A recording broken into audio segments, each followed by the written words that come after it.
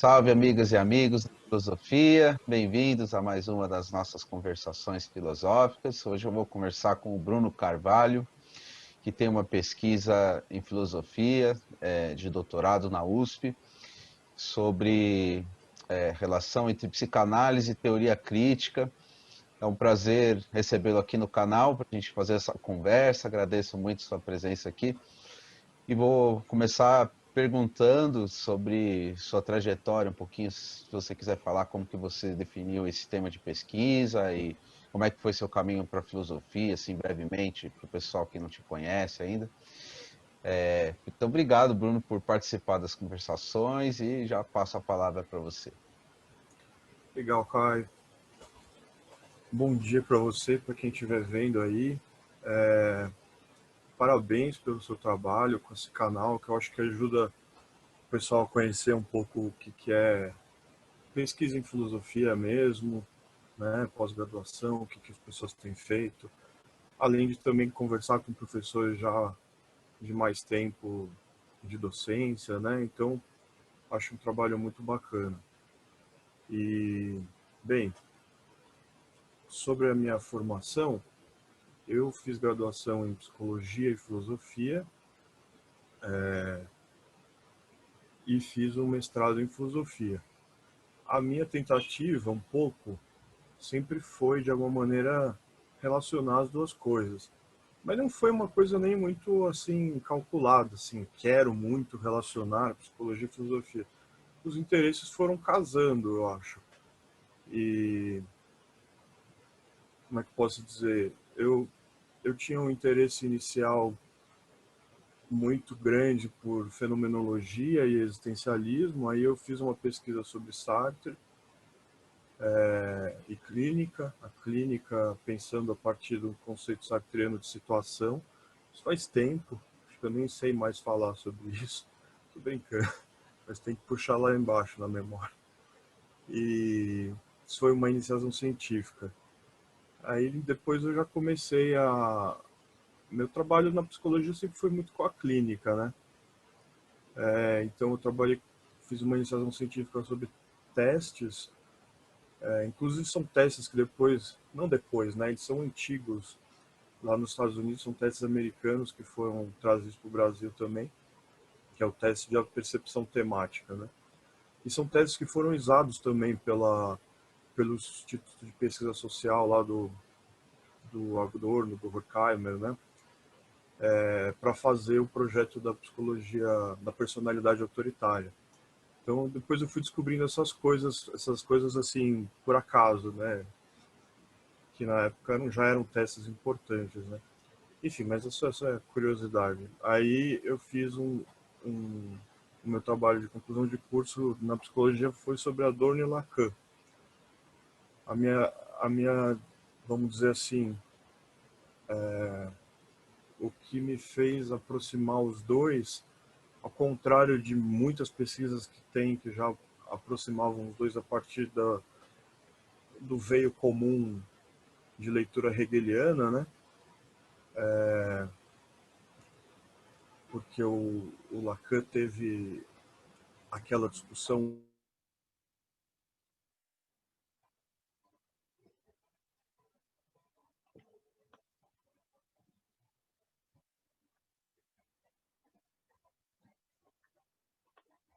convicto assim de Hegel.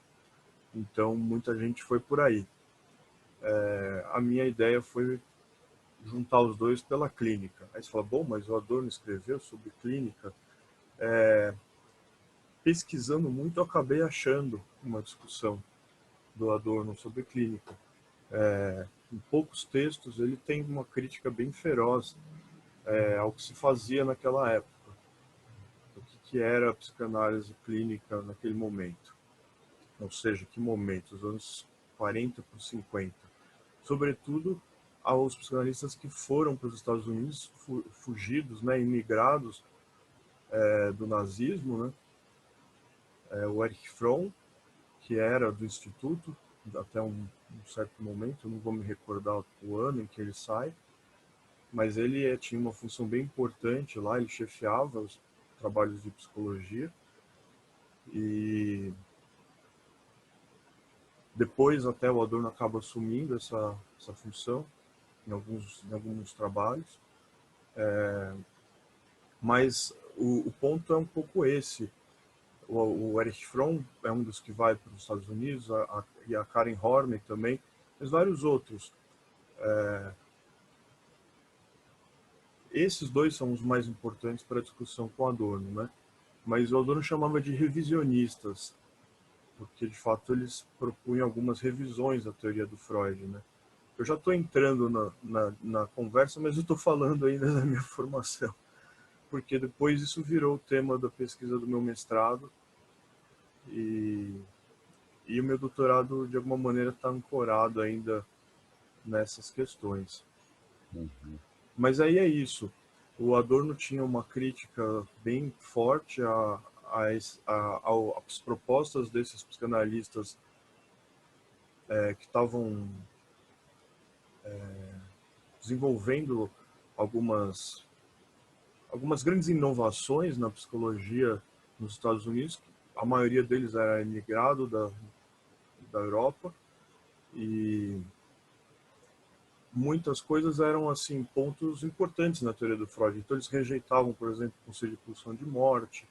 Isso era uma ênfase muito forte neles. Mas um ponto em comum bastante era que eles estavam interessados no conceito de personalidade, no conceito de eu, que parte um pouco dos textos, dos últimos textos do Freud, ou não últimos exatamente, mas enfim, de um certo momento da obra do Freud, mais por final.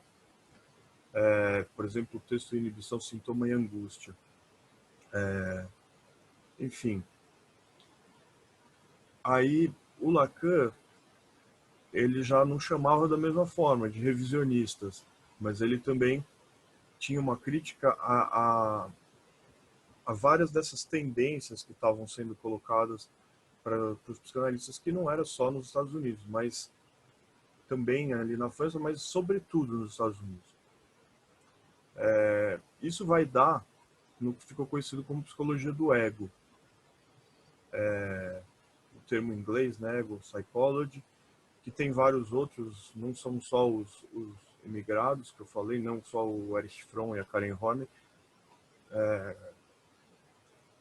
E aí o meu ponto foi um pouco esse, aproximar os dois, o Lacan e o Adorno, pela crítica que eles faziam a essa nova tendência.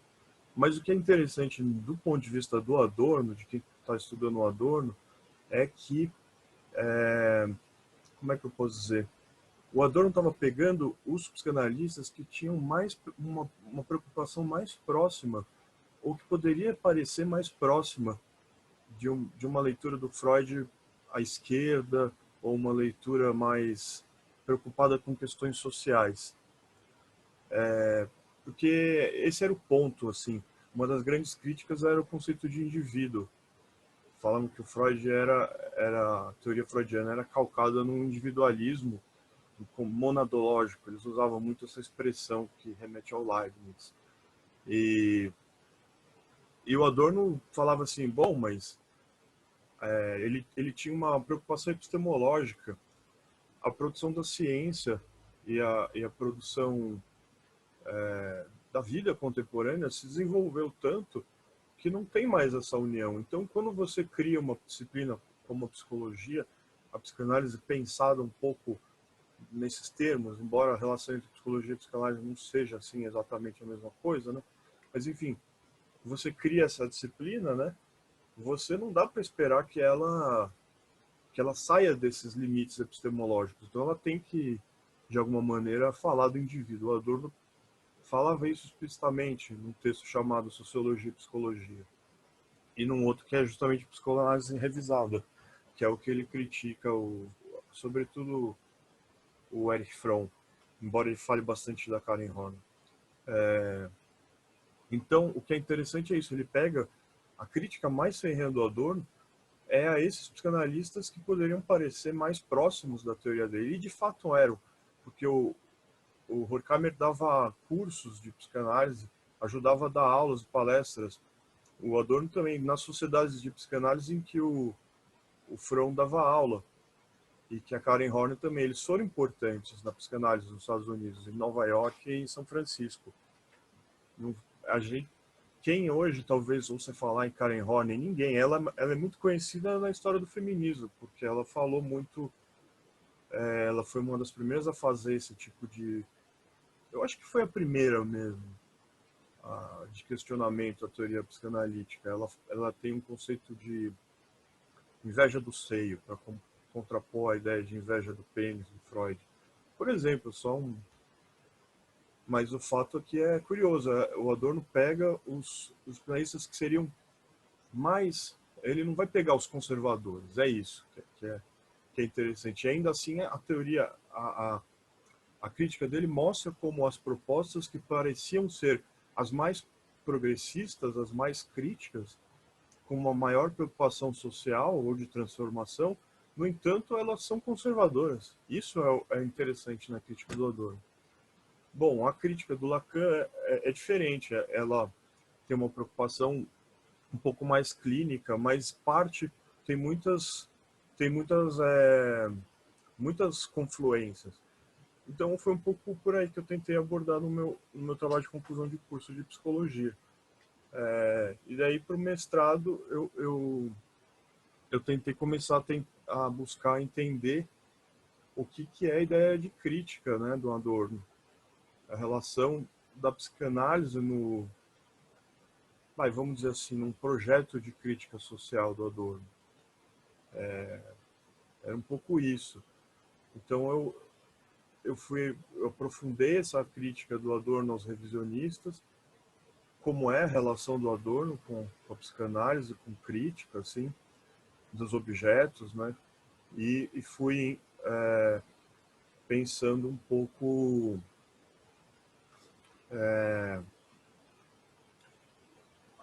aos poucos foi me vindo uma importância, sobretudo que aí vai virar o tema do meu doutorado, que é em torno de uma noção, né? Não dá para dizer que chega a ser um conceito, mas de uma noção do sofrimento. E a ideia é que o Adorno fala isso explicitamente, que o sofrimento é uma espécie de motor da crítica. E ele falar assim que é motor às vezes do pensamento também. Então eu fui caminhando um pouco por aí. Enfim, acho que nesse momento eu estou tentando aprofundar, então, nessa noção de sofrimento e a importância dele como operador mesmo para a crítica. Então, como ele aparece na crítica estética do Adorno, quando ele fala até do Brecht, quando ele fala do Beckett, no fim de partida. Então, não tem um texto chamado Engajamento, né? Ele põe o título com um termo em francês, né? Mas, enfim, em que ele está discutindo lá justamente a noção de engajamento no Sartre e no Brecht. Mas aí ele vai discutir bastante essa questão do sofrimento, porque aí ela coloca um pouco o problema da representação, né? Como que a arte representa, em geral, e como que ela vai representar o sofrimento, né? Então, tem bastante importância isso na obra do Adorno. Eu estou tentando estudar um pouco aquela questão que ficou famosa na obra do Adorno, da poesia pós-Auschwitz, porque ele disse, né, porque muitas vezes os textos que a gente lê hoje foram num primeiro momento uma palestra. Aí o Adorno retrabalha esse texto, que às vezes ele gravava. Isso é interessante também, às vezes a gente prestar atenção, né, nos autores que a gente estuda, como é a formação dos textos que a gente tem em mãos, né? No caso do Adorno isso era bem comum. A dialética negativa, por exemplo, ela tem uma base em aulas e em 3, 4 cursos que ele deu, curso sobre a dialética negativa, sobre a história sobre o conceito de dialética em geral. E aí essas aulas eram gravadas, o Adorno ouvia, trabalhava, e é bem curioso isso. A gente compara às vezes o que ele disse na aula e como ficou o texto, e você percebe uma espécie de aglutinação conceitual, vai adensando aquilo que de alguma maneira... E na Mínima Muralha tem um aforismo que ele fala, que é assim que você deve escrever, inclusive, limpando tudo, tirando vamos dizer, os adjetivos, tudo aquilo que é desnecessário. Isso também ajuda a entender porque é que muitas vezes as pessoas falam que o Adorno é um autor difícil, né? Então, a primeira coisa que a gente vê um autor difícil é tentar entender no que consiste exatamente essa dificuldade, né? Porque tem outros autores difíceis, ou chamados de difíceis, mas a dificuldade é de outra ordem, né? Mas tem outros que são muito fáceis, aparentemente, mas que tem nos textos dele uma dificuldade muito grande embutida, que é o Freud, por exemplo. Todo mundo fala, eu leio como se fosse um romance, qualquer coisa assim. Não todos os textos, mas enfim. Mas você vai vendo que conseguir organizar o que está em jogo num texto do Freud não é pouca coisa, assim, é um trabalhão. Então, o Lacan também é outro autor que é muito tido como difícil, né? Aí você tem que bolar um jeito de ler esses autores, não é a mesma coisa. Aliás, você sabe isso, cada um vai desenvolvendo um jeito de ler, né? Cada autor exige um jeito diferente de ler, né? Enfim, eu já divaguei um pouco aqui para falar da minha formação. Talvez eu tenha falado um pouco como eu leio as coisas também, como eu fui de alguma forma sendo forçado a falar isso, a fazer isso, enfim. Mas no fundo é isso, tem sempre uma preocupação que acabou tendo presença, né? Porque eu sou psicanalista, né? Clínico, então eu, de alguma maneira ver que esse trabalho da psicanálise foi provocando também debates na filosofia. Então isso foi sendo interessante para mim, né? E ao mesmo tempo isso volta para o meu trabalho e eu vou recolocando as coisas que eu faço ou que eu penso, enfim.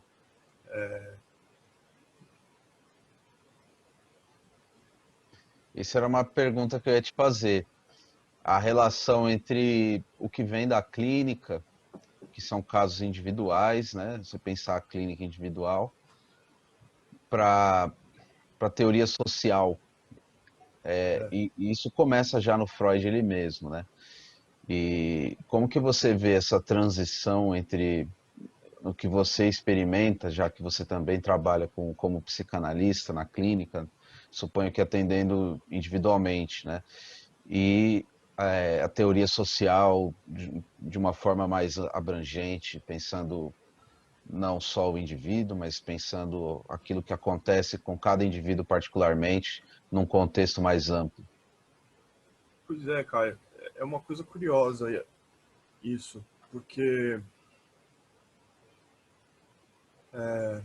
bom, na obra do Freud, eu vou falar, vou começar por esse não atalho, digamos assim, vou começar de longe. Que na obra do Freud, essa conexão é muito evidente, né? Porque desde os primeiros textos sobre histeria, ele falava do problema da formação moral na etiologia, né, da formação da doença da histeria, né? Então, isso significa que a relação, vou dizer de novo, a doença psíquica não é o melhor termo, mas vamos tomar por aí. Ela tem uma relação de imbricação mesmo, ela está totalmente sobreposta e uma articulação muito profunda com as relações sociais. No entanto, o que o Freud percebia é que, isso é curioso, a gente vive como se não fosse. As nossas fantasias, como se essa articulação não existisse. dessa maneira tão profunda. As nossas fantasias, os nossos sonhos, eles acontecem aparentemente à revelia ou independente de de toda a nossa vida social, dos nossos papéis sociais, dos conflitos, como eu disse, aparentemente, né? Mas é curioso, você pega, por exemplo, né, a teoria da formação dos sonhos. Você vê lá, tem um processo autônomo, né, de formação, sobretudo pelos mecanismos da condensação e do deslocamento, mas os elementos a partir dos quais, no caso eu estava falando dos sonhos, né, mas são todas as formações do inconsciente. Os elementos a partir dos quais esses dois mecanismos operam vêm de fora. Entende? Vem de fora, ou seja, das relações sociais. No caso dos sonhos, o Freud fala dos restos diurnos, né? Então, você, sei lá, o sonho da açougueira, que é muito famoso na interpretação dos sonhos, ele, a mulher lá tinha ido no açougue, ela tinha uma preocupação real dessa interação social, digamos assim. E isso não quer dizer que ela, como é que eu posso dizer assim, não quer dizer que ela... Muitas vezes o sonho é uma elaboração de um problema social também. Podemos dizer isso. Mas, enfim, o fato é, a relação é profunda, mas a gente vive como se não fosse. A gente vive também como... Tem uma certa experiência de individualidade, de isolamento mesmo. E é esse tipo de vamos usar o termo mais técnico, de solipsismo, que faz com que muitas vezes a psicanálise tenha sido criticada por ter aquilo que eu falei, né, antes, do individualismo monadológico. O ponto de partida é sempre as pulsões, os inconscientes, as coisas que são muito próprias de um indivíduo, né? Então, você tem essa impressão de que não tem relação com nada, né? A gente é uma coisa totalmente alheia. Mas, enfim, o próprio Freud sabe muito bem que não é assim. Então, você vai ver que, mesmo nos casos clínicos, essas coisas aparecem meio sem querer, assim. Mas não está em primeiro plano, né? Então, essa relação, digamos, entre primeiro plano e segundo plano, né, faz diferença. Mas é um enfoque epistemológico, né, também, da psicanálise. E também a partir de onde a gente pode trabalhar, né? Como clínico, você não consegue resolver os problemas sociais que essa pessoa está passando. E essa é uma limitação de muitos estudantes de psicologia e, evidentemente, dos psicanalistas também. O Lacan falava, às vezes, também, assim, que você não pode carregar todo o peso do mundo dos pacientes que chegam a você, né, dos seus analisandos, porque você não consegue alterar as condições de vida dessa pessoa. Você, às vezes, consegue alterar como essa pessoa lida com essas condições de vida, o que muitas vezes já é alguma coisa bem significativa, né? Não é pouca coisa. E aí é interessante, porque, por exemplo, Freud vai pensar muito como é a etiologia das neuroses, né? E ele entende que ela é tríplice, tem a herança, ou seja, a relação com a família. Aí ele está discutindo com os professores dele, às vezes falavam que era genética, mas no caso do Freud não é gene, tem a relação social e tem a constituição individual. A etiologia das doenças é sempre tríplice para o Freud. Ele fala isso numa das conferências lá, naquele compilação lá das novas conferências introdutórias de psicanálise. Então nunca está desconectado. Mas é isso. Então, por exemplo, fica famosa aquela história, né?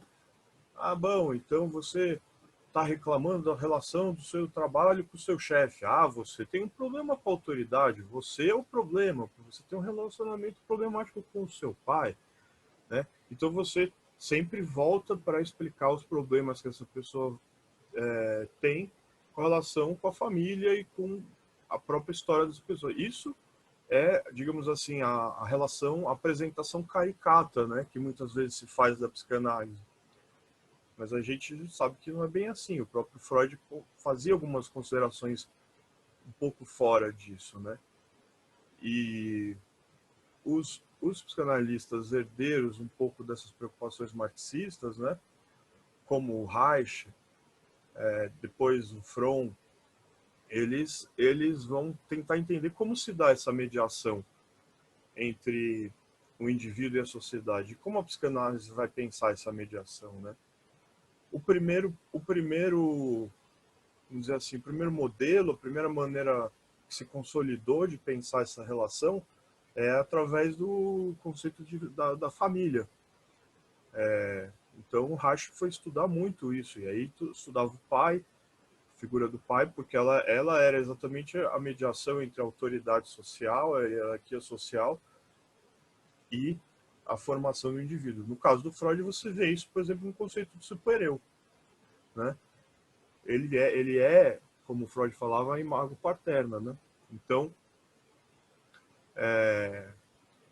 digamos assim, os elos de ligação são todos esses, né?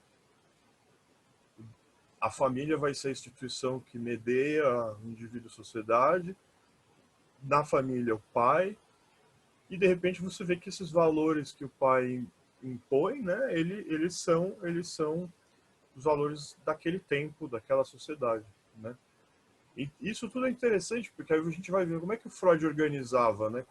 Como é a formação de um indivíduo? É a partir da repressão, conceito fundamental no Freud, né? Repressão, e que muitas vezes é entendida como trauma também. O trauma tem relação com a repressão. Então, assim, a relação e repressão vai significar o quê? Vai significar uma certa relação com a moral sexual da época. O Freud usava essa expressão. E aí, no final das contas, o que entra a famosa hipótese da sexualidade, né, que vai ser o grande, vamos dizer assim, motor, né, da teoria freudiana. Agora, pessoalmente, ou assim, na minha clínica, é difícil isso, porque você, como eu estava falando antes, você tem uma grande limitação, né? Você não pode mudar com as condições de vida dessa pessoa, né?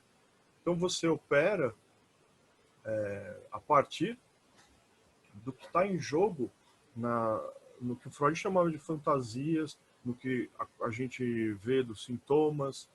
Usar o título do Freud que lhe ajuda muito nas inibições, nos sintomas, nas angústias desses pacientes, né? Isso tudo, se a gente for pensar, o Freud não usava muito o termo sofrimento, porque o sofrimento é, digamos assim, muito amplo e muito impalpável, mas a psicanálise consegue operar com isso, com uma pessoa. O que é inibição, né? Por exemplo, uma criança que é inteligente, que se comunica bem, mas ela tem eventualmente uma inibição e não consegue ir bem numa prova, ou enfim, isso pode ser um tipo de inibição. E muitas vezes isso tem uma relação muito clara com algum tipo de fase que ela está passando, e uma relação às vezes bem demarcada com a relação com os pais, sabe? Então aparece de forma muito evidente isso, né? Os sintomas são de todas as ordens, né? A angústia talvez seja a maneira mais difícil, a maneira mais clara da gente entender, se aproximar do que seria de uma maneira mais genérica essa ideia de sofrimento. Mas ela é aquela que a gente menos tem, como psicanalista, possibilidade de, de acessar, digamos assim. Mas é fundamental. Às vezes a gente entende as coisas que são mais definitivas, vamos dizer assim, ou fundamentais na vida das pessoas nesses momentos de angústia. Eles são um índice de que a coisa é séria, vamos dizer assim. Então, se a gente pensar um pouco até no como foi a obra do Freud, né? A teoria social, ela vem, é como se a clínica fosse um laboratório para uma teoria social posterior, mas é uma reflexão do psicanalista. É possível, eu vou falar uma coisa que talvez seja difícil, assim, mas talvez seja possível um psicanalista não ter qualquer tipo de preocupação com isso e até fazer um bom trabalho. Mas eu acredito que uma escuta atenta com a nossa época faça toda a diferença. Mas é isso, tem um tipo de sofrimento que a gente consegue ouvir quando a gente estuda certas coisas, quando a gente está atento para certos momentos, tem uma certa sensibilidade social ao sofrimento da nossa época que ela é fundamental para um psicanalista. É isso que eu estou querendo dizer. Hoje tem muitos os questionamentos, né? De, por exemplo, e um psicanalista branco de classe média vai conseguir ouvir um analisante negro que chega e que tem uma vida muito diferente dessa pessoa? Tem muita discussão sobre isso, se é o mesmo tipo de trabalho que pode ser feito, se essa pessoa precisa de um outro tipo de formação, ou se um psicanalista negro tem uma outra escuta totalmente diferente e conseguiria fazer coisas, operar de forma muito mais interessante clinicamente, né? São apostas que as pessoas têm discutido muito hoje. Mas, de alguma maneira, a teoria freudiana, né, enfim, e mesmo os psicanalistas posteriores, ela oferece uma teoria que se propõe a ser universal e é histórica, né? E qualquer psicanalista poderia atender qualquer pessoa.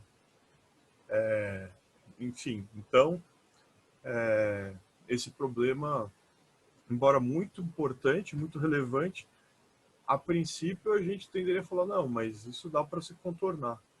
Mas é claro, como eu estava dizendo, faz parte, né, dessa sensibilidade social. Mas isso não, é muito difícil de teorizar, assim. Enfim, não sei se eu estou te respondendo demais. Mas eu que estou no lugar de escuta aqui agora. Ô Bruno, deixa eu perguntar uma coisa. O que você acha sobre autores contemporâneos que também tentam pensar essa relação que você tenta estabelecer também entre a tradição dialética alemã e incluindo também a teoria social do Freud via Adorno e via teoria crítica com os autores da tradição chamada francesa, né? Se bem que o Lacan não é muito bem colocado, né? Se é que existe isso, uma tradição francesa, mas enfim, é um autor francês que também tem outras referências além da psicanálise, né? Ele tem referências que são próprias a um pensador francês. Eu penso, por exemplo, em autores como Zizek, no Brasil, Vladimir Safat. Como que você vê esse campo novo, né, que surge, talvez não seja tão novo assim, mas existe um campo de pesquisadores que tentam fazer essa síntese teórica entre a tradição dialética, a tradição psicanalista e de matriz francesa, né, vamos chamar assim. Como que você vê isso? Existe de fato esse campo ou são exemplos esporádicos, né? Como é que você pensa isso? Bom, não, existe, eu posso te responder assim, de maneira bem categórica.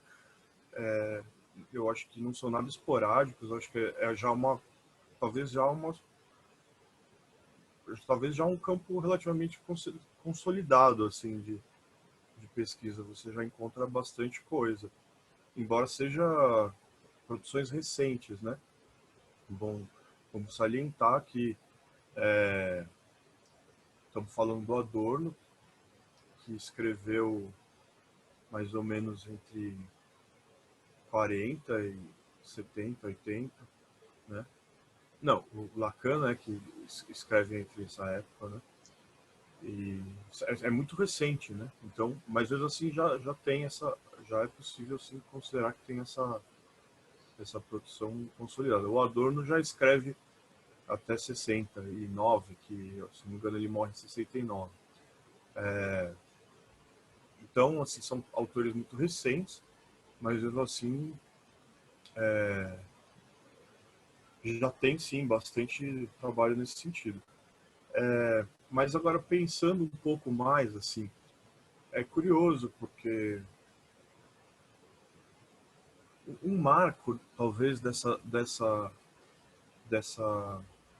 relação, vamos colocar nesses termos, tenha sido o texto do Habermas, Discurso Filosófico da Modernidade. Lá tem um capítulo sobre filosofia francesa, né?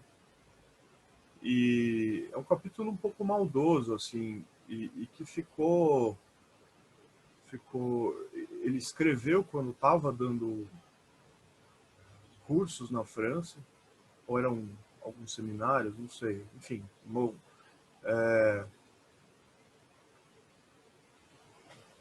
Eu disse que é um pouco maldoso, assim, maldoso no seguinte sentido, ele, eu acho que faltava um maior cuidado com os autores que estavam ali em questão. E muitos herdeiros, né, do Habermas e depois agora o Honneth, de alguma maneira vieram a aprofundar bastante essa relação e estudar. Você tem orientandos do Honneth que foram estudar Foucault. Um deles, se não me engano, chama-se Martin Zarr. E que tem trabalhos relevantes, assim, que ficaram, de alguma maneira, já foram estabelecendo bem essa ponte. Mas o que eu comecei lembrando do Habermas é um pouco isso. A relação começa tensa, é isso que eu quero dizer. Não havia muito essa relação. Aí você fala, comecei contando a resposta a partir do lado dos alemães, digamos. Mas do lado dos franceses também. Não se estuda muito teoria crítica, até hoje na França. Não é um país em que você tem uma produção muito consolidada sobre teoria crítica. A impressão que eu tenho, precisaria analisar com calma, é que o movimento mais recente, que tem tido bastante força, tem sido nesse vetor dos alemães se aproximarem dos franceses, sobretudo nesse caso do Foucault, né? Mas você tem sim alguns pesquisadores mais recentes estudando Adorno. Eu acho que o Benjamin já foi um autor um pouco mais estudado na França, mas aí entra, por exemplo, questões da seguinte ordem. Em que área, né? O Benjamin entra bastante com a literatura, né? Então, às vezes, isso faz alguma diferença. Então,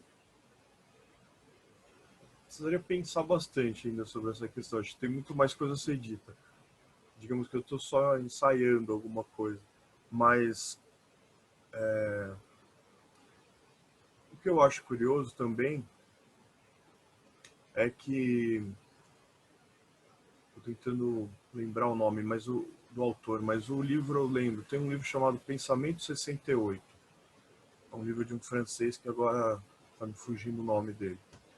E nesse livro ele tem uma tese, ele é considerado um autor um pouco mais conservador, mas ele tem uma tese de que a filosofia francesa contemporânea ela vai ser muito devedora de leituras dos alemães. Então o existencialismo é devedor da fenomenologia e das leituras do Heidegger. O Lacan vai ser devedor das leituras do Freud, claro, né? Os autores como Foucault e Gilles Deleuze e o Félix Guattari vão ser devedores da leitura do Nietzsche. Enfim, esquematicamente não dá para dizer que está errada, mas eu acho que ele usa isso para um pouco desvalorizar o trabalho deles.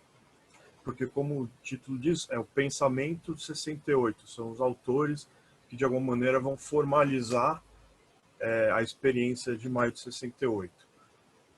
Então, a relação é grande, né? Mas, ainda sobre os autores da teoria crítica, é curioso, e eu acho legal lembrar umas palestras recentes não, mas assim, que mais recentemente foram ser, como é que posso dizer, começou a circular mais recentemente do Foucault, em que ele fala que foi ler alguns autores da teoria crítica, em especial o Horkheimer. Uma delas, são duas, acho que uma é uma entrevista e a outra é uma palestra que é um texto muito interessante do Foucault, muito mais focado no Kant, que é um texto chamado O que é esclarecimento, do Foucault. Né? E lá ele fala sobre o Horkheimer e levemente, né? Não é uma coisa muito aprofundada, mas se não me engano na entrevista, que agora eu não vou me lembrar o nome, Eu ele... conheço essa entrevista, uma entrevista longa que ele deu na Itália, né? Isso, essa mesmo.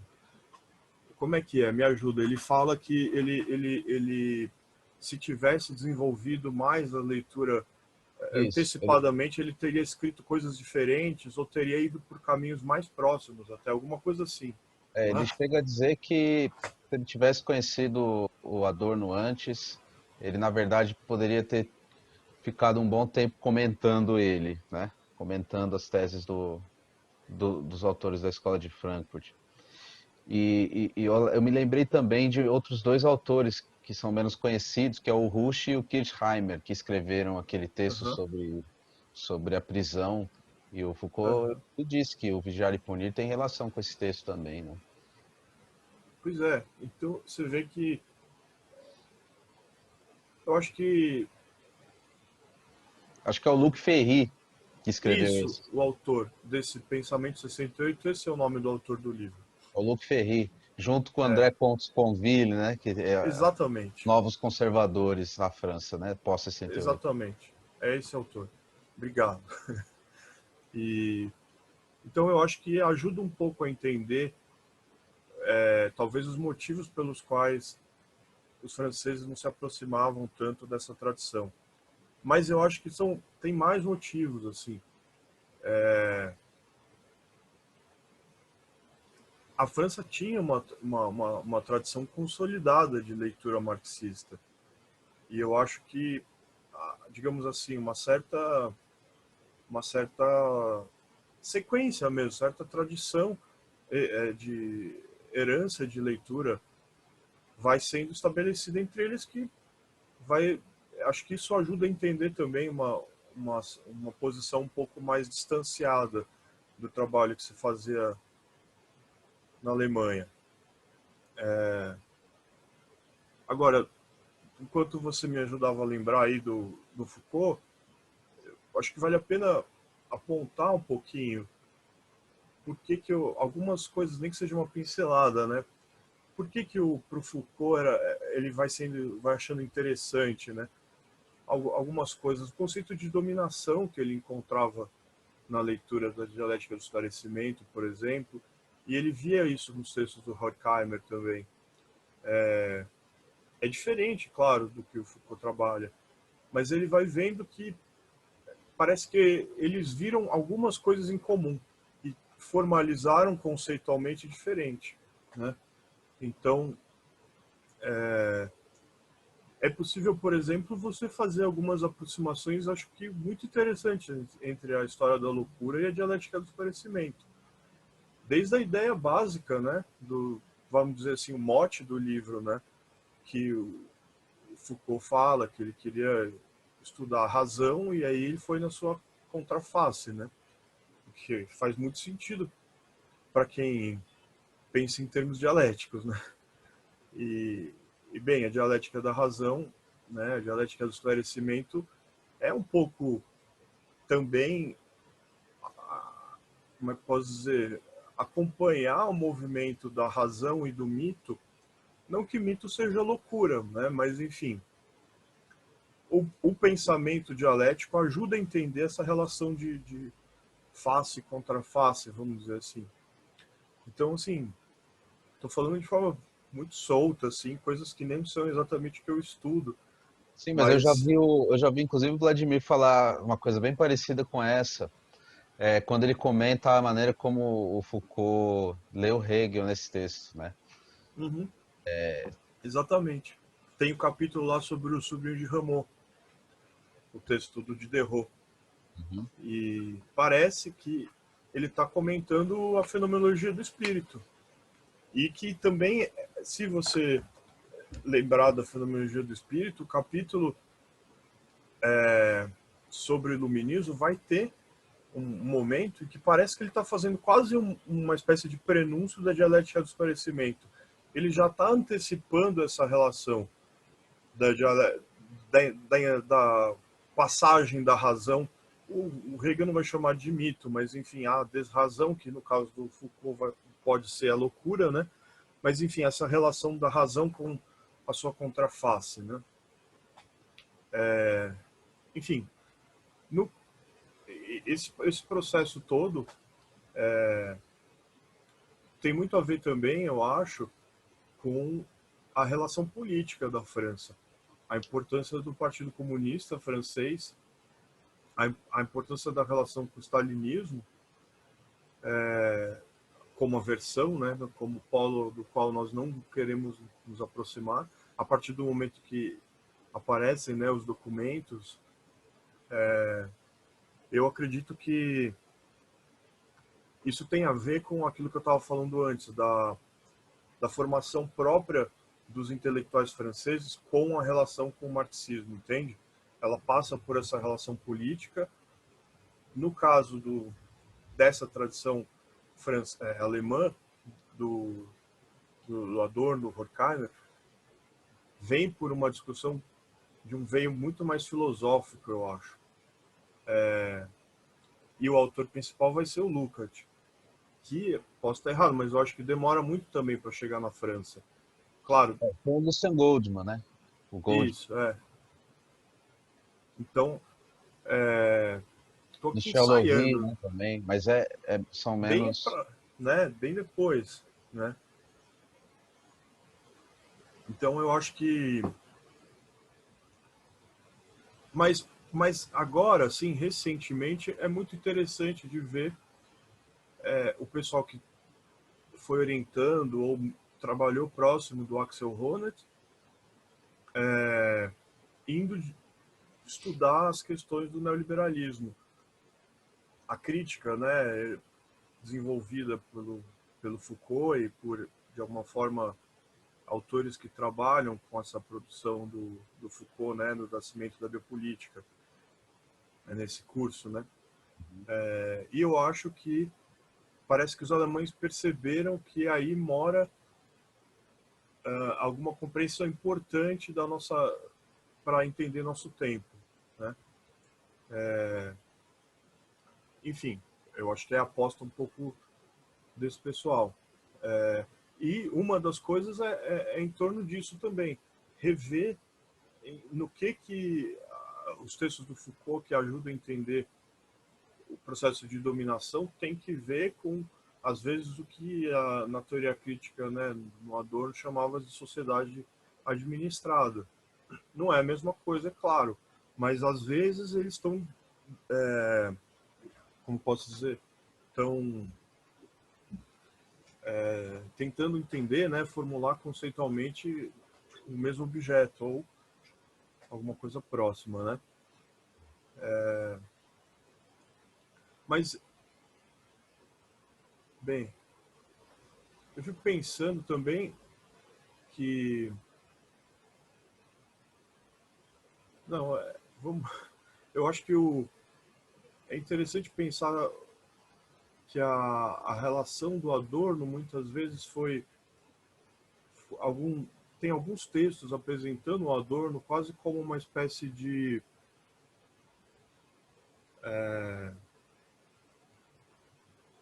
prenúncio ou um autor que foi pensar de maneira parecida como os franceses antes mesmo dos franceses. De que franceses estou falando? Né? Do Foucault e do Deleuze, sobretudo. Né? E é interessante, porque o que significa isso? Em que sentido? Sobretudo na ideia um pouco da crítica ao conceito de identidade, de alguns tipos de crítica ao Hegel. A crítica ao conceito de totalidade. E aí o pessoal fala, às vezes, como se fosse uma espécie de pós-estruturalista avant la lettre, né? antes dos textos. Né? É claro, é uma apresentação a ser discutida, mas, de fato, é possível apontar semelhanças, é possível traçar paralelos, sim.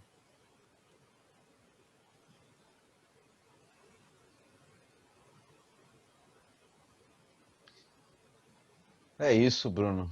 Muito obrigado.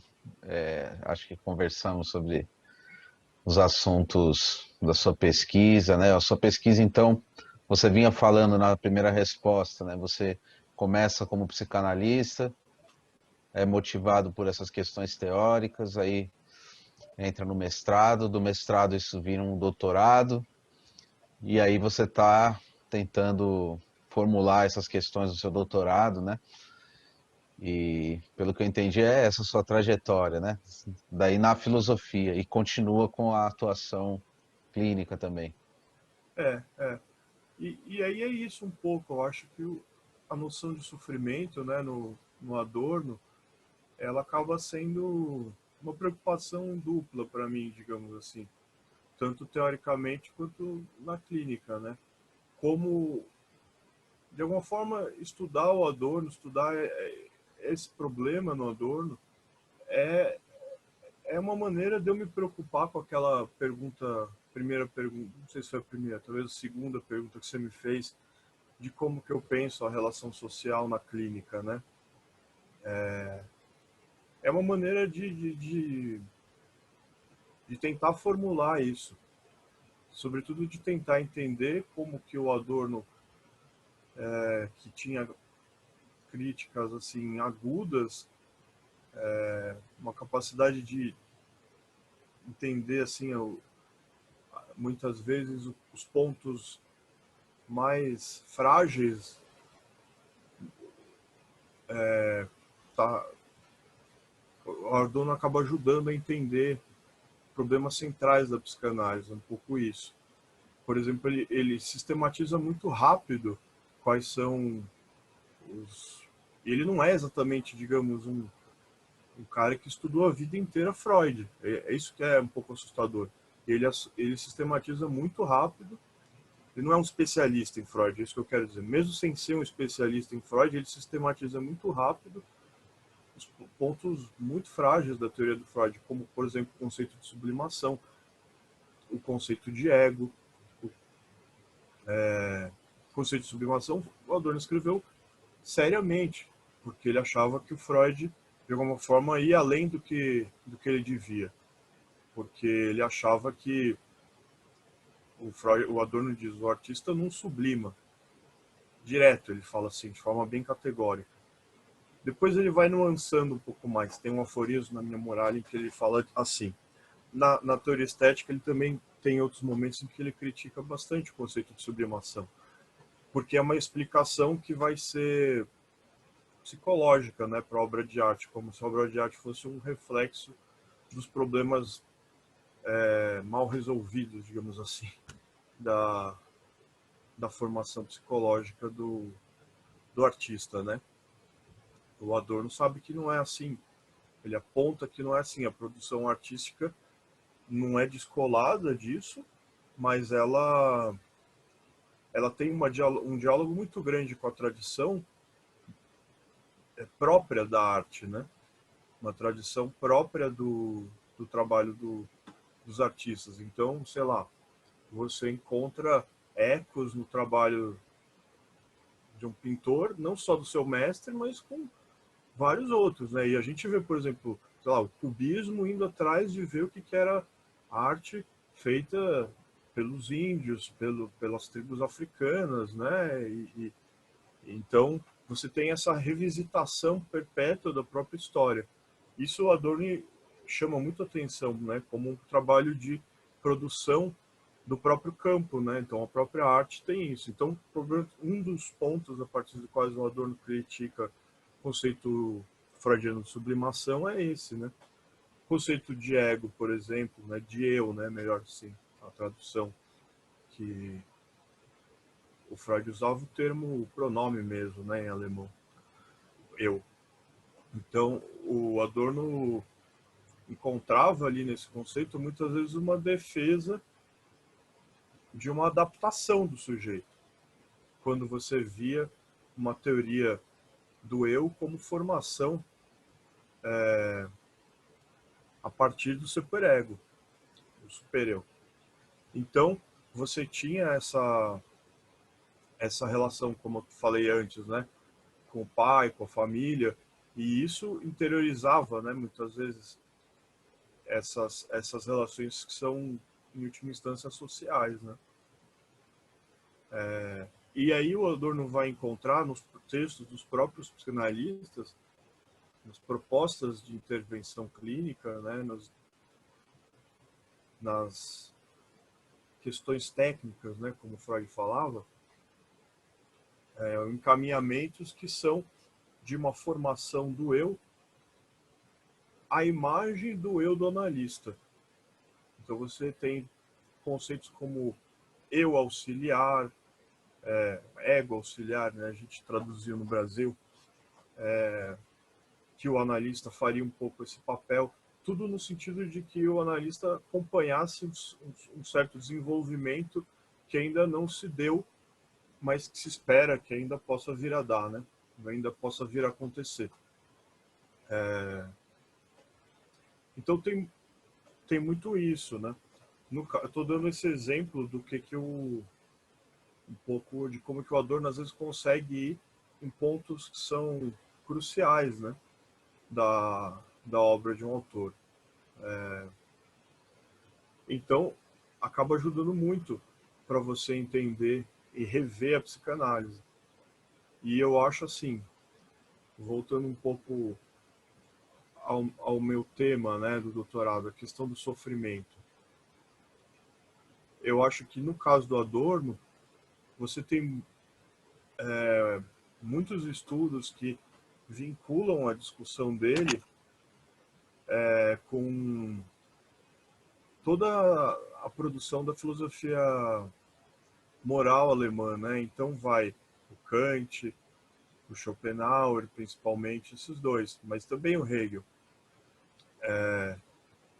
E aí o que acontece? Um pouco da minha tese é passar a sublinhar que além desse diálogo com a tradição de filosofia alemã, que existe, é importante na obra do Adorno, é fundamental também a forma como o Adorno vai ler o Freud. E aí, quando ele está discutindo os revisionistas lá, ele diz assim, o Freud orientava a sua teoria a partir do modelo do trauma. E isso é muito curioso, porque para quem estuda o Freud, ficou quase uma espécie de consenso, assim, de que o Freud passa de um primeiro momento da sua teoria a partir de uma teoria do trauma, depois ele passa para um modelo da fantasia. E depois, no terceiro momento, o conceito de trauma volta. Esse terceiro momento é mais ou menos a partir da guerra, né? E quando ele começa a falar do conceito de pulsão de morte, e ele vai pensando um pouco os sonhos repetitivos e essas experiências dos traumas de guerra. Então, o conceito de trauma volta. No caso do Adorno, a impressão que dá quando ele fala isso é que ele encontra uma espécie de fio condutor mesmo em toda a teoria freudiana. Mas para quem estuda Freud, isso não, acho que talvez não sei se a afirmação seria tão categórica, sabe? Que Freud orientou a sua produção inteira para pensar o modelo do trauma. E o que significa isso? Como eu estou entendendo isso? Que o Adorno está vendo no Freud um autor que pensa um problema do sofrimento. Eu entendo a noção de trauma, inclusive etimologicamente as coisas se juntam, mas aproximadas mesmo. Então, a minha tese tem um pouco essa ideia de mostrar que a teoria freudiana que passa do trauma é uma maneira, pela fantasia, e depois a questão do trauma retorna, é uma tentativa de pensar uma relação social, né? Como eu falei, o conceito de repressão é fundamental, e o conceito de repressão é uma maneira de entender a formação do trauma também, né?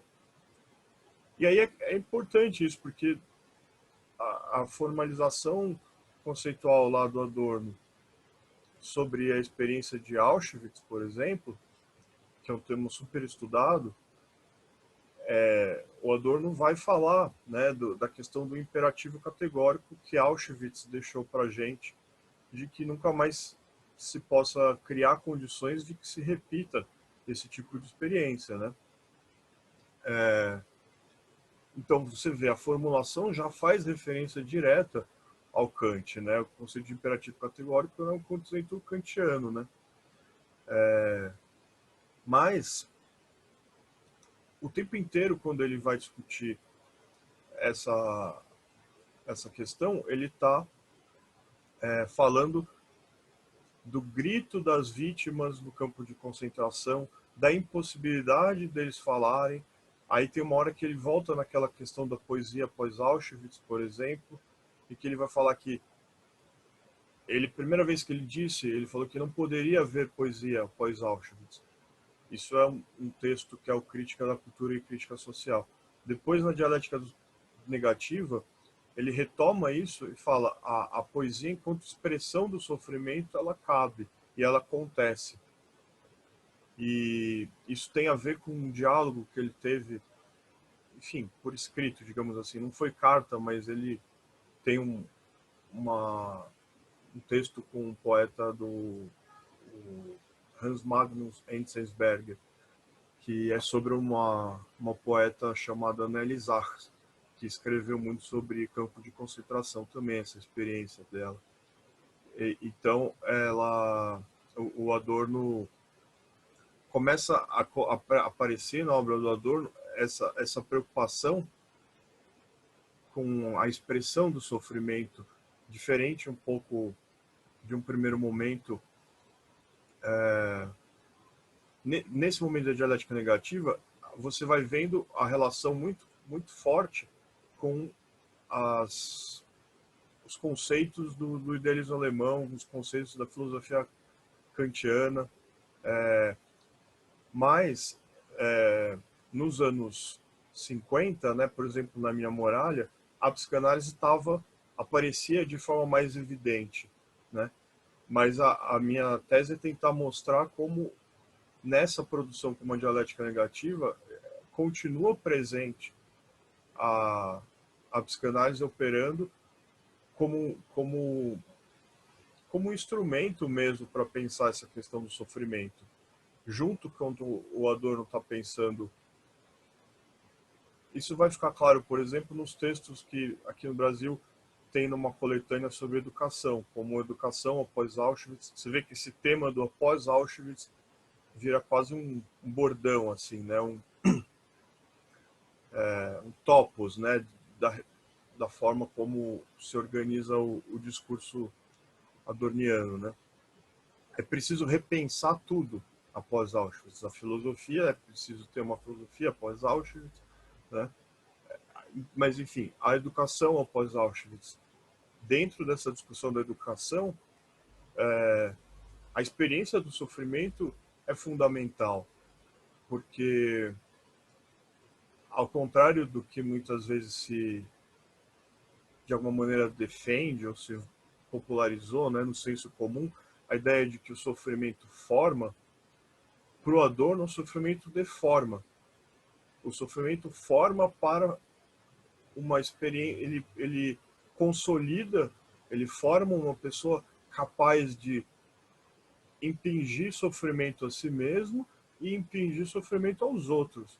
E nessa ação, esse é um dos pilares da formação da nossa sociedade. Então você vai vendo que você pode voltar na dialética do esclarecimento, em que ele faz esse longo arco, né, que vai lá desde os gregos, ele vai pensando essa formação do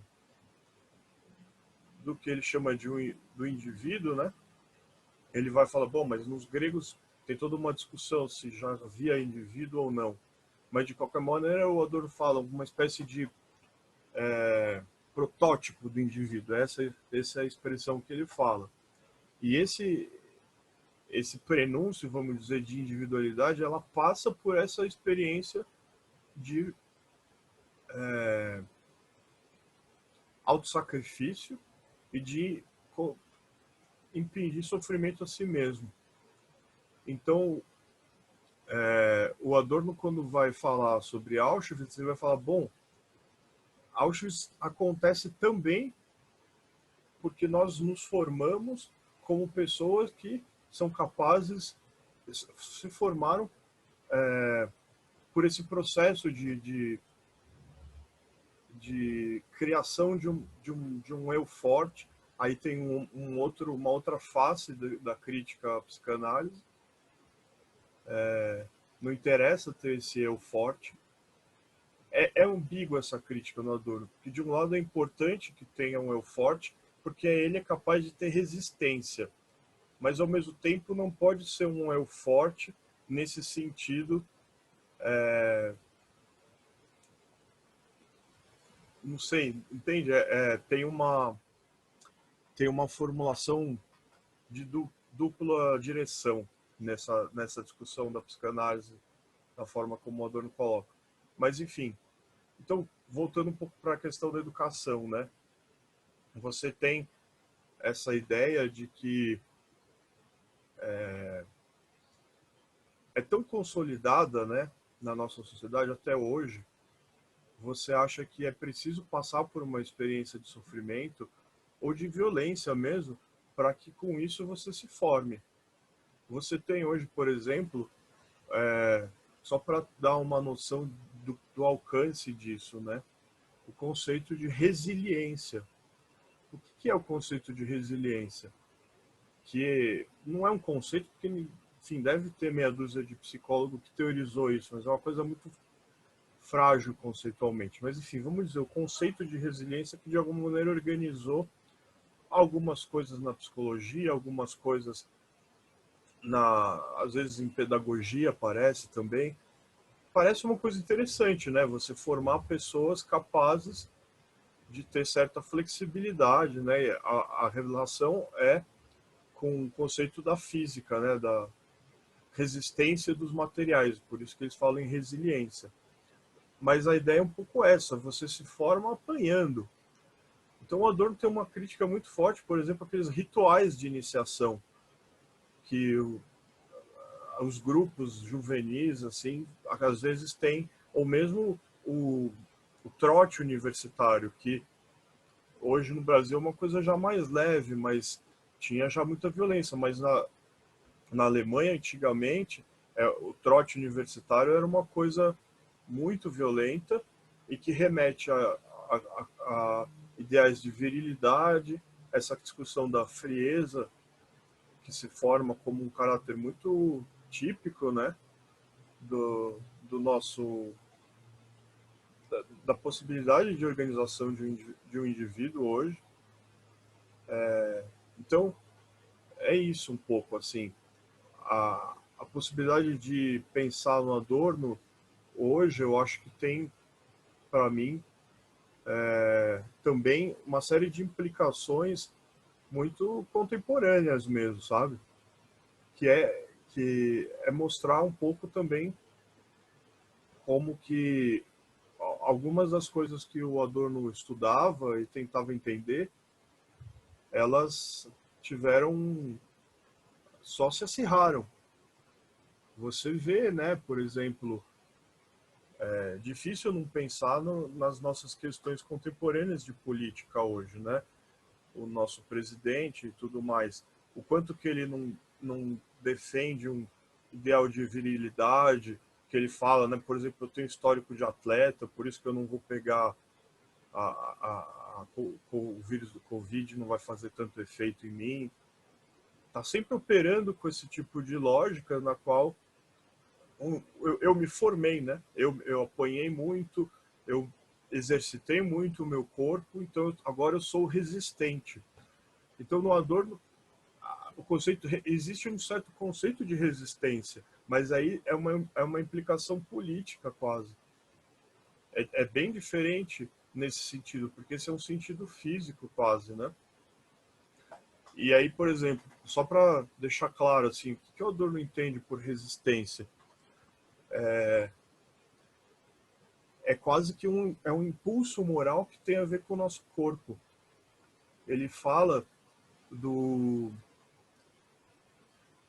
Agora eu não me lembro o nome dele, mas eu acho que ele era um soldado próximo dos soldados do Hitler que organizou aquela Operação Valkyria, que tentou jogar uma bomba lá numa reunião e quase deu certo, assim. E esse soldado, eu não me lembro o nome agora, ele deu uma entrevista, e o Adorno cita num curso, falando assim, a pergunta é meio óbvia, né? Da onde veio essa força de que você... eu não queria usar a palavra, mas enfim, esse impulso de você organizar isso. Você sabia que os caras são muito poderosos e tudo mais. A resposta do cara é que interessa ao Adorno. Ele diz assim: é porque eu não poderia deixar de fazer. É meio que assim, era automático, não dependeu de uma deliberação racional minha. Por isso que é um impulso que tem a ver com o corpo. É uma rejeição física à experiência de sofrimento e a experiência de dominação, a experiência da violência, que me fez tentar esse tipo de resistência com, com enfim. E o Adorno não está exatamente defendendo que o cara tivesse colocado bomba, nem nada disso. Ele está dizendo assim, por exemplo, é um funcionário que não tem agido como agiu aquele que a Hannah Arendt estudou lá no Eichmann, né?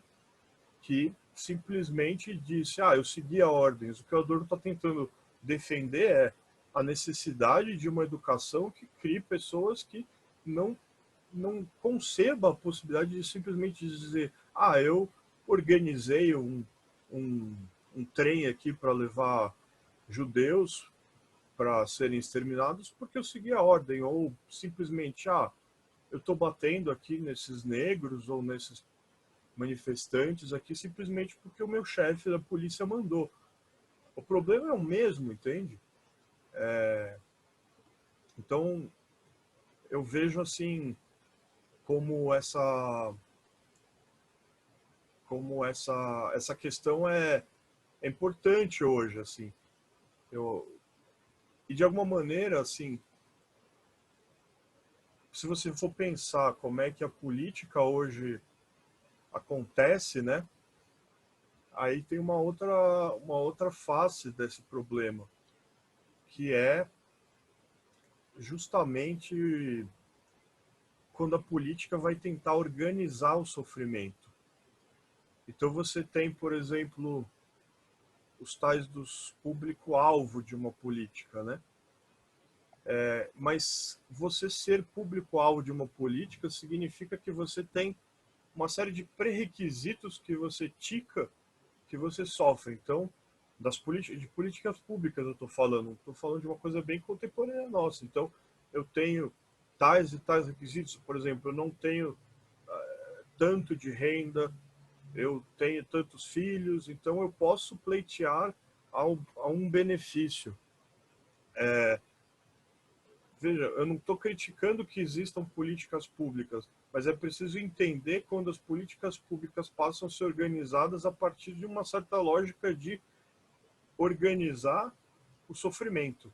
E quem sofre mais, quem sofre menos, você vai qualificando e quantificando, é quase virando uma mercadoria mesmo, de quem sofre mais. Este produto tem um quanto de sofrimento tal que merece receber dinheiro tal, ou esse aqui vai receber tal outra coisa. E essa qualidade de sofrimento precisa disso aqui. Toda a racionalidade que a gente conhece de humanitarismo, né, que tem a ver com a prevenção de guerras, ou quando tem uma guerra, por exemplo, desde a Cruz Vermelha, né, ou mais recentemente os Médicos Sem Fronteira, eles têm essa ideia de que, bom, os países podem estar em guerra, mas existe uma importância maior que é a vida, e eu preciso preservar essa vida.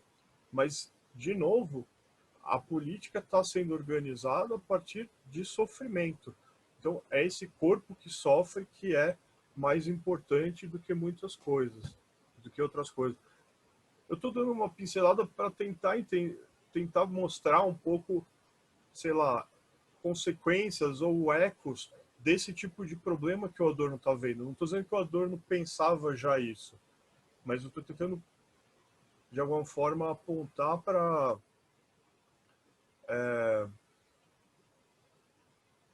problemas bem atuais nossos que eu acho que o tema do sofrimento se tornou ainda mais presente do que o Adorno viu. O Adorno percebe isso e ele fala, bom, Auschwitz foi um marco na nossa civilização, ou melhor, foi um marco do fim da nossa civilização, né? Para o Adorno, de fato, foi uma catástrofe sem fim. A partir dali acabou, não tem mais. Não é possível mais nenhuma tentativa de reconstrução definitiva, assim, ou qualquer coisa que o valha. Tem algo que se perdeu definitivamente. Mas, mesmo assim, é preciso reorganizar a vida, é preciso esse esforço, e ele volta, né? Ele estava exilado nos Estados Unidos e volta para a Alemanha nesse esforço de reconstrução da Alemanha. Então ele participou em parte disso. Essas palestras, como o texto Educação após Auschwitz, faziam parte desse esforço de organizar uma outra Alemanha, uma outra... Então ele tenta reativar, e ele diz isso, por exemplo, nesse texto do Educação após Auschwitz. O que interessa é que produzir uma educação que analise e impossibilite as condições que geraram Auschwitz. Para ele, assim, isso, ou seja, tem um problema moral para a educação resolver, e que não tinha antes, de alguma forma, né? Enfim, acho que dei um pouco mais uma pincelada sobre, sei lá, ecos ou de alguma forma assim, um pouco consequências do que eu vejo desse problema do sofrimento, né? Porque quando o Adorno vê Auschwitz, ele fala muito do problema do corpo sendo explorado, espoliado, e esse corpo que sofre. Depois, os estudos sobre o humanitarismo vai justamente se importar com isso que tá sendo visto ali. Então, o problema do sofrimento passa a ser um problema muito central para a política e para a subjetividade contemporânea, eu acho. E eu acho que não era antes.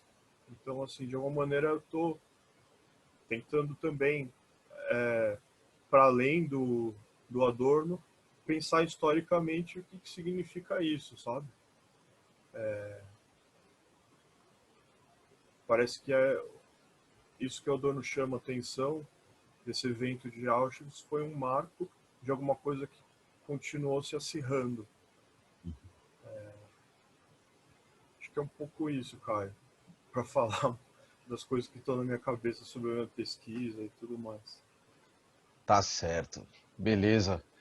Obrigado, Bruno, pela conversa. Gostei muito de ouvir suas ideias. Espero que quando concluir a pesquisa você volte aqui no canal para falar sobre se você confirmou essas hipóteses, como é que foi depois. E se você quiser dizer alguma última coisa para encerrar aqui a entrevista de hoje, agradeço muito sua presença aqui.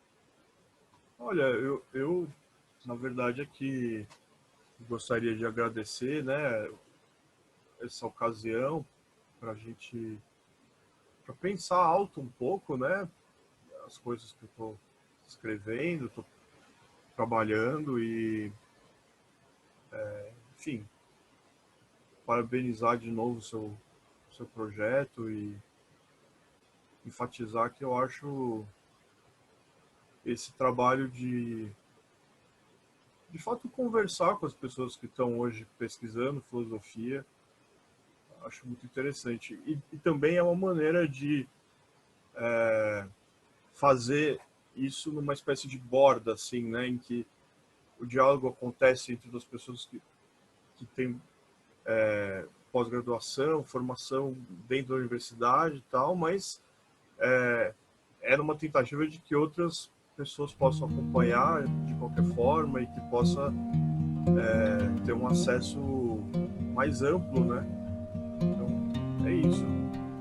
Cara, parabéns. Coragem aí nesse seu projeto. Valeu, Bruno. Brigadão. E essa que é a ideia mesmo, as pessoas poderem assistir. Quem gosta, deixa um comentário. Quem não gosta também, escreve aí, para a gente tentar sempre melhorar.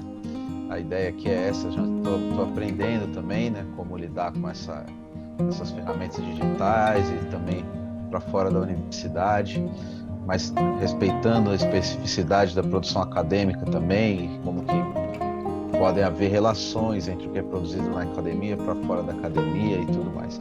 Então, eu tenho aprendido muito com as pessoas que eu converso, gostei muito, você me deu muitas ideias aqui, eu fiquei pensando várias coisas, e então só tenho a agradecer, Bruno, muito obrigado. E também quem assistiu a gente aqui, agradeço, e fiquem ligados nas próximas conversações filosóficas.